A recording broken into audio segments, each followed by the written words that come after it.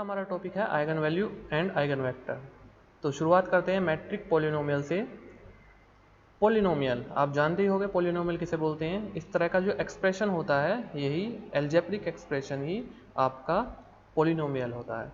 इसमें एक वेरिएबल होते हैं और काफ़ी सारे कोफिशिएंट होते हैं। तो अब मैट्रिक पॉलिनोमियल क्या होता है? A matrix polynomial is a polynomial where the coefficients are matrix. In other words it is a polynomial expression in which each terms is a matrix. यहाँ पर मतलब कि जो भी टर्म है, जैसे कि एक टर्म है, ये आपकी मैट्रिक्स होगी, ये भी आपकी मैट्रिक्स होगी, ये भी आपकी मैट्रिक्स होगी। Is a matrix multiply by a scalar coefficient. यहाँ पे जो ये cn और ca ये जो भी हैं यहाँ पर ये स्केलर कोफिशिएंट होते हैं। x आपका यहाँ पर मैट्रिक होगा कोई भी, ठीक है। And n is a non negative integer. आपका n यहाँ पर नॉन नेगेटिव इंटीजर होगा representing the highest degree of the polynomial, जो कि क्या बताएगा इस पॉलिनोमियल की डिग्री। अभी हम बात कर रहे थे मैट्रिक्स पॉलिनोमियल की, तो उसके बाद इक्वलिटी ऑफ पॉलिनोमियल। अब ये क्या होता है, अगर हमारे दो पॉलिनोमियल हैं और दोनों की लाइक पावर के कोफिशिएंट सेम हो जाते हैं तो हम बोलेंगे कि दोनों पॉलिनोमियल क्या होंगे, इक्वल होंगे। इसके बाद आता है eigen value and eigen vector. ये होते क्या हैं? तो शुरुआत करते हैं द कैरेक्टरिस्टिक्स वैल्यू। अब आइगन वैल्यू को इस नाम से भी जाना जाता है, ठीक है। और इस नाम से ही नहीं, इसको और भी इसके बहुत सारे नाम हैं, जैसे कि यहाँ पे कैरेक्टरिस्टिक वैल्यू हो गया, या फिर इसको आइगन वैल्यू भी बोलते हैं, या फिर इसको लेटेंट रूट भी बोलते हैं, LATENT, लेटेंट रूट ये भी बोलते हैं, या फिर इसको प्रॉपर वैल्यू भी बोलते हैं।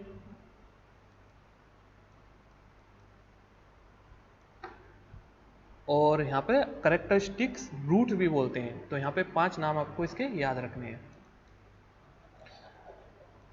अब ये होता क्या है, also known as eigen value of a square matrix A. एक हमने मैट्रिक ले लिया यहाँ पे, matrix A is a scalar value lambda. ये लैम्डा क्या है, आपकी eigen value that satisfy the equation, ठीक है। यहाँ पे आप एक चीज़ देख सकते हैं, यहाँ पे a into V, A matrix की v वेक्टर से यहाँ पे मल्टीप्लाई कर रहे हैं और इधर is equal to lambda into V, where a is a matrix. यहाँ पे a आपका मैट्रिक्स हो गया, v is a non zero vector. ध्यान रखना ये v क्या है, आपका non zero vector. And lambda is the characteristic value. आपका लैम्डा, ये वाला लैम्डा है आपका eigen value. In other word multiplying the matrix A by A vector. अब दूसरे वर्डों में हम बात करें तो आप देखिए यहाँ पे हमने ए मैट्रिक्स को एक वेक्टर से मल्टीप्लाई किया यहाँ पर, और वो किसके बराबर आ जाए, उस वेक्टर में अगर एक हमने लैम्डा लेकर एक लैम्डा लिया और उसकी मल्टीप्लाई कर दी तो ये दोनों सेम आ गए। तो यहाँ पे जो ये लैम्डा होगा यही आपका आइगन वैल्यू होगा। नेक्स्ट है हमारा आइगन वेक्टर, जिसको कि हम कैरेक्टरिस्टिक्स वेक्टर भी बोलते हैं। Corresponding to the characteristic value.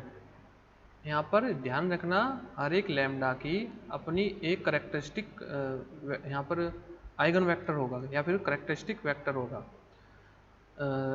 Where lambda, हाँ यहाँ पर characteristic value lambda is a non zero vector V that satisfy the equation mention above. तो यहाँ पर सिंपली ये जो v होगा ये आपका आइगन वेक्टर होगा, ठीक है। इसका कहने का मतलब यही है, जो कि इस इक्वेशन को ऐसा वेक्टर यहाँ पर ऐसा वेक्टर v जो इस इक्वेशन को सेटिस्फाई कर जाए वही आपका कैरेक्टरिस्टिक वेक्टर होगा। बाकी इसको अच्छे से हम समझेंगे क्वेश्चन से। एक क्वेश्चन लेते हैं और इस क्वेश्चन में आपको निकालना आइगन वैल्यू और आइगन वेक्टर। ये आपका मैट्रिक्स ए आपको दे दिया है, आपसे क्वेश्चन में बोला गया है find the eigen value and eigen vector. इसके लिए सबसे पहले हम कैरेक्टरिस्टिक इक्वेशन को लेंगे। अब ये आई कहाँ से, अभी ऊपर हमने बात कराया था लैम्डा एक्स, जहाँ हम वी लेकर चल रहे थे ऊपर, वहाँ पे मैंने एक्स मान लिया है। इसको इधर लेके आ जाएंगे तो माइनस का हो जाएगा ये इजिकल टू 0, और a माइनस लैम्डा आई, ठीक है। x को बाहर निकाल लेंगे तो आपके पास ये मैट्रिक्स आ जाएगी, और इसका मतलब ये है कि a माइनस लैम्डा आई का डिटरमिनेंट इज इक्वल टू 0। ठीक है, इसका डिटरमिनेंट इज इक्वल टू 0 लेंगे यहाँ। तो यही आपकी करेक्टरिस्टिक इक्वेशन होती है। चलिए इसमें अब वैल्यू पुट कर देते हैं। अब आपका ए तो ये रहा, ठीक है, ए की जगह यहाँ पर ये पुट कर दीजिए, रख दिया हमने। यहाँ पर माइनस लैम्डा और आई यहाँ पर हो जाएगा आपका आइडेंटिटी मैट्रिक्स। जो आपका ए का ऑर्डर होगा 3/3 वही आपका आइडेंटिटी का यहाँ पर ऑर्डर होगा 3/3। यहाँ पे अगर 4 की अगर ये मैट्रिक्स होती तो आप यहाँ पे 4 आइडेंटिटी जो मैट्रिक्स होता है उसका भी ऑर्डर 4 लेते। और एक चीज़ यहाँ पर ये है कि जो आइगन वैल्यू या आइगन वेक्टर निकालते हैं वो उसमें हमेशा हम स्क्वायर मैट्रिक्स का यूज़ करते हैं। अब यहाँ पर इस लैम्डा के मल्टीप्लाई अंदर कर लेते हैं, तो जहाँ पर 1 1 है वहाँ पर लैम्डा लैम्डा लैम्डा आ जाएगा, और फिर हम क्या करते हैं माइनस कर देते हैं, तो फाइनली हमारे पास ये मैट्रिक्स आ जाएगी। अब हम हर बार इस काम को इतने पार्ट को बार बार नहीं करेंगे। हम क्या करेंगे, जैसे ही हमने मैट्रिक्स को देखा हम करेक्टरिस्टिक इक्वेशन डालेंगे और डायरेक्ट इस वाले स्टेप को करेंगे। इस वाले स्टेप को कैसे करेंगे, जहाँ पर भी डायगोनल एलिमेंट है वहाँ पर माइनस लैम्डा कर दिया करेंगे। बस इतना करना है आपको, ठीक है। जहाँ भी आपको कोई भी मैट्रिक्स दिखाई दी वहाँ पर माइनस डायगोनल में माइनस लैम्डा कर दिया। इसके बाद अब आपको करना है इस डिटरमिनेंट को सॉल्व। तो जैसे कि डिटरमिनेंट को सॉल्व करते हैं उसी तरह से इसको सॉल्व करना है। ये हमने यहाँ पर उसको सॉल्व किया है, ठीक है। मैं यहाँ पर कॉलम को लेकर चला हूँ, आप यहाँ पर रो को लेकर चल सकते हैं। इसको फिर ये किया और फाइनली हमारे पास ये इक्वेशन आ जाएगी डिटरमिनेंट की। अब ये क्यूबिक इक्वेशन है इन लैम्डा, और यहाँ पर क्योंकि ये 3 डिग्री की है तो 3 यहाँ पर रूट आएंगे, लैम्डा 1, लैम्डा 2 और लैम्डा 3।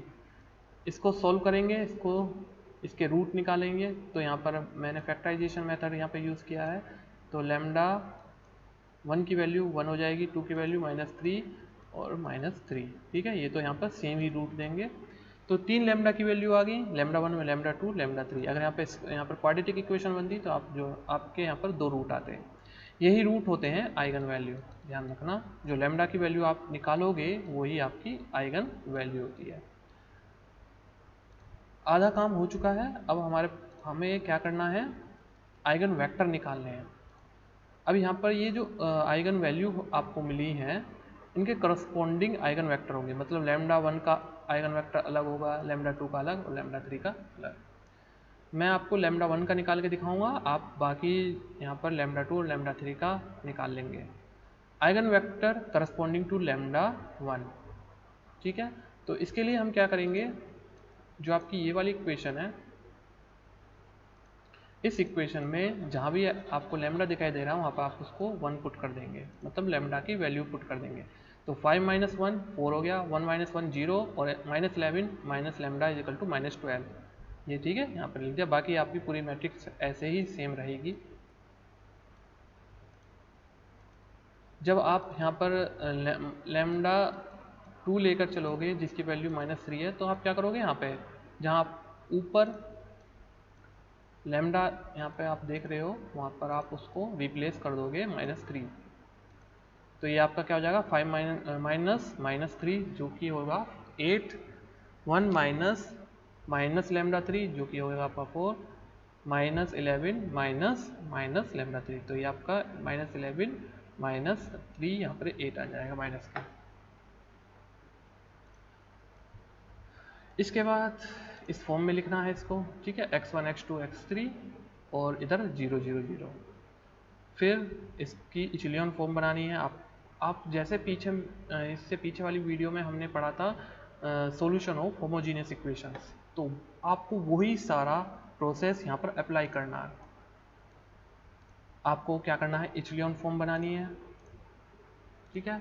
ये आप देख रहे हो होमोजीनियस इक्वेशन है। इसके बाद इचिलियन फॉर्म बना करके आप इसकी मल्टीप्लाई कर दोगे इसमें, तो आपके पास ये इक्वेशन आ जाएगी। इसकी मल्टीप्लाई कर दोगे इसमें तो आपको ये वाली इक्वेशन आ जाएगी, ठीक है। अब यहाँ पर आप देख रहे हो आपके पास अननोन यहाँ पर कितने हैं, 3, और जबकि इक्वेशन यहाँ पर आपके पास इक्वेशन 2 ही हैं, तो इसलिए आपको यहाँ पर बहुत सारे सॉल्यूशन मिलेंगे, इनफाइनाइटली सॉल्यूशन आपको यहाँ पर मिल जाएंगे। इसके बाद ये इक्वेशन आ गई, आप कोई भी अपनी वैल्यू यहाँ पर कोई भी अपनी मर्जी से रख सकते हो। तो मैंने यहाँ पर x1 को -2 मान लिया, x2 को -1 मान लिया और x3 को 1 मान लिया। ठीक है, वैल्यू ऐसी होनी चाहिए जो इन दोनों इक्वेशन को सेटिस्फाई कर जाए। और फिर मैंने क्या किया, यहाँ पर x1 वेक्टर लिया और यहाँ पर x1 की वैल्यू, x2 की वैल्यू और x3 की वैल्यू यहाँ पर मैंने तीनों कॉलम मैट्रिक्स में यहाँ पर रख दिया है। और यही आपका होता है यहाँ पर आइगन वेक्टर। ठीक है, ये क्या है आपका आइगन वेक्टर जो मैंने निकाला है। इसी तरह से आप लैम्डा की वैल्यू -3 के लिए भी यहाँ पर ऐसे ही आइगन वेक्टर निकाल लेंगे।